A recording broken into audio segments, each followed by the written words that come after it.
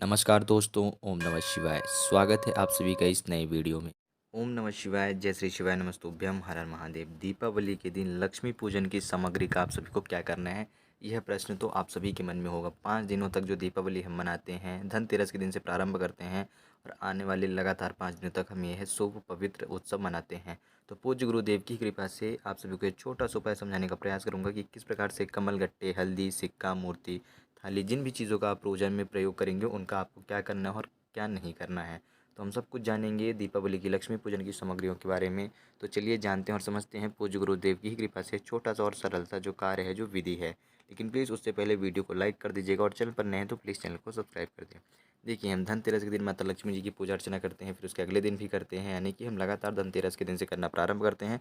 तो हम 5 दिनों तक यह क्रिया करते हैं। माता लक्ष्मी जी की, भगवान गणेश जी की, भगवान कुबेर जी की यानी कि धन्वंतरी देवता जी की भी हम पूजा अर्चना करते हैं। धन की प्राप्ति के लिए, माता लक्ष्मी जी की प्राप्ति के लिए घर में रिद्धि सिद्धि बनी रहे, माता लक्ष्मी जी का आगमन सदैव बना रहे, धन्वंतरी देवता की कृपा बनी रहे, ताकि आपके घर में सभी के जीवन में स्वास्थ्य रूपी जो धन है वह भी बना रहे। तो हम सभी को छोटी छोटी बातों को विशेष रूप से ध्यान रखना चाहिए। जब हम पूजा अर्चना कर रहे हैं तो हम उनमें से कुछ विशेष और महत्वपूर्ण रूपों का प्रयोग करते हैं। जैसे कि हम माता लक्ष्मी जी को समर्पित करते हैं, इन 5 दिनों तक कमल का फूल समर्पित करते हैं, नारियल समर्पित करते हैं, सुपारी समर्पित करते हैं, मौली समर्पित करते हैं, कमल गट्टा समर्पित करते हैं, गुलाब या गेंदे का फूल ले आकर के हम उसकी माला बना करके समर्पित करते हैं, कमल गट्टे की माला बना करके हम समर्पित करते हैं, धूप की भी माला बना करके समर्पित करते हैं। खासतौर पे गणेश जी को तो अवश्य रूप से हम धूप समर्पित करते हैं, उनके चरणों में पान के पत्ते का प्रयोग करते हैं, हम सिक्के का प्रयोग करते हैं, चाहे वह साधारण सिक्का हो या फिर वह चांदी या सोने का सिक्का हो, या फिर हम अलग से मौली लगा करके, मौली बांध कर, सुपारी में मौली बांध करके उसका प्रयोग करते हैं।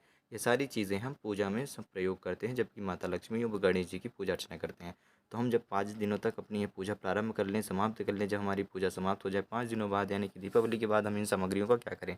तो ठीक 5वें दिन, छठे दिन आपको क्या करना है कि इनमें से कुछ चीज़ें हैं जो कि जल में प्रवाहित कर देनी है और कुछ चीज़ें हैं जो कि आपको कुछ वृक्ष के नीचे समर्पित कर देनी है। जैसे कि कौन कौन सी चीज़ें आप जल के नीचे प्रवाहित कर सकते हैं। आपके पास जो भी फूल हैं उसको प्रवाहित कर सकते हैं, नारियल प्रवाहित कर सकते हैं, कमल गट्टे ले लेने हैं, भले ही चाहे अपने कमल गट्टे की माला चढ़ाई हो या कमल गट्टे के फल स्वरूप में चढ़ाए हो। धूप जो है वह ले लेंगे, पान का पत्ता ले लेंगे, सुपारी और सिक्का, यह 2 चीज़ें आपको नहीं लेनी है, इनको प्रवाहित नहीं करना है। देखिए, यहाँ पर समझिएगा थोड़ा अलग रूप से। कमल का फूल, नारियल, कमल गट्टे, धूप या फिर पान का पत्ता हो या फिर और कोई अन्य चीज़ें हों, ऐसी कोई सामग्रियाँ हैं जैसे कि फल वगैरह आपने चढ़ा रखे थे तो वह तो आप रख लेंगे अलग। चावल वगैरह चढ़ा के रखते हैं, आप कलश कलश बना करके रखते हैं जिसमें कि आप एक लोटा रखते हैं तांबे का, उसके ऊपर पान के पत्ते रखते हैं, नारियल लगाते हैं, नीचे चावल रखते हैं, हल्दी कुमकुम वगैरह लगाते हैं, उसमें जो फूल लगाते हैं वह सारी चीज़ें ले लेंगे।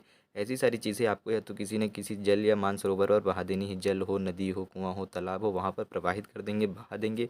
यदि ऐसी सारी चीज़ें नहीं मिलती हैं, सारी चीज़ों को ऐसी जगह पे नहीं मिलता है, तो आप किसी भी एक पवित्र वृक्ष के नीचे, जिस भी देव वृक्ष यानी जिसकी पूजा होती हो, जैसे बेलपत्र की पूजा होती है, आंवले की पूजा होती है, पीपल की पूजा होती है, केले के वृक्ष की पूजा होती है, बरगद के पेड़ की पूजा होती है, ठीक। तो आप इन सभी चीज़ों के नीचे रख सकते हैं। भाई, अब कुछ लोगों का प्रश्न होगा कि भैया ये वाले वृक्ष तो हमारे घर के आसपास है नहीं, हम कहाँ जाएँ। तो आप फल वृक्ष के नीचे रखें, जैसे कि आम का वृक्ष हो गया, सबसे पवित्र माना जाता है आम का वृक्ष, केले के वृक्ष के बाद तो आप आम वृक्ष के नीचे भी रख सकते हैं। आम का पेड़ अधिक तौर पे देखा जाए तो आसानी से हर जगह मिल जाता है, या फिर आप देखेंगे तो नीम वृक्ष के नीचे रख सकते हैं। नीम का जो पेड़ होता है वह भी देव वृक्ष में ही आता है। जैसे कि हम नवरात्रि में 9 दिनों तक नीम के वृक्ष को तोड़ते नहीं हैं, उसकी जो मंजन वगैरह मुखारियाँ हैं वह नहीं तोड़ते हैं, उसकी लकड़ी को तोड़ा नहीं जाता है, पूजा अर्चना की जाती है। तो आप नीम के पेड़ के नीचे भी यह सारी सामग्रियाँ रख सकते हैं, जो कि सामग्रियाँ आपको प्रवाहित करनी है। जो सामग्रियाँ दान देने वाली हैं आप उनको दान दे दें।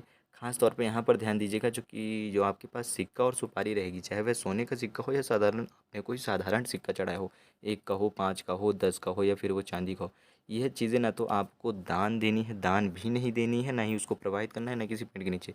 इसको आप लेकर के जाएंगे सुपारी सही, जो आपने मौली वाली सुपारी रखी थी ना जिसमें मौली बांधा था, आपने कुमकुम वगैरह लगाए थे, हल्दी लगाए थे, ये दोनों सहित आप किसी भी एक लाल कपड़े में बांध करके, जिस भी अपने घर में जहाँ कहीं पे भी धन रखते होंगे उस स्थान पे रख दें। या फिर आपके गल्ले की दुकान है, या फिर कोई आपकी दुकान है, कोई शॉप है, ठीक है, या कोई गोडाउन वगैरह है जहाँ पर आपकी कोई बाजार व्यापार वगैरह कर रहे हैं, तो वहाँ पर भी ले जा कर के धन वाले स्थान पर, तिजोरी के स्थान पर आप रख सकते हैं।